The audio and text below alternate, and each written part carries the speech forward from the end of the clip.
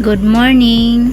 Ngayong araw pala ay maglansones speaking kami, kaya maaga pa lang ay naghahanda na kami sa aming pupuntahan. Tara, samahan nyo kami. Hanggang dito na lang ang mga sasakyan namin, kaya umpisahan na ang lakaran. Umaga pala ang init-init na, ang haba pa naman ng lalakbayin namin. Hindi pa kami nangangalahati.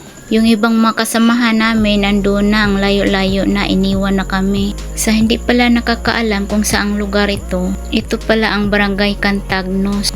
Ang haba-haba na ng mga damo. Last year deserted area pa to, wala pang mga damo. Papaakyat na pala kami ngayon sa bundok at nadaanan namin itong clay formation. Akala ko mga malalaking bato.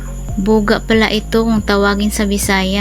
Pero sa Tagalog, hindi ko alam. Nagtuloy-tuloy na lang kami sa pag-akyat. Hindi pala ito ang daan, nagkaligaw-ligaw na kami. Mabuti na lang yung clay na tinatapakan namin hindi madulas. Naisip ko nga kung malinis pa to, maganda sigurong tingnan ito.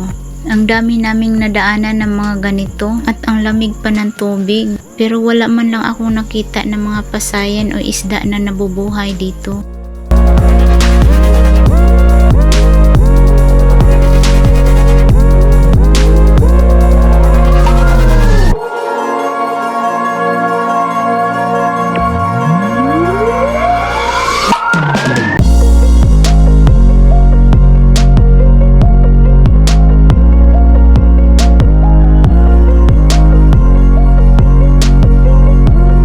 Patuloy pa kami sa paglalakad hanggang sa narating namin ang dulo.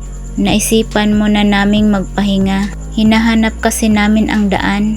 Bye! See you in part 2. At makikita nyo rin ang pamimitas namin ng mga lansones.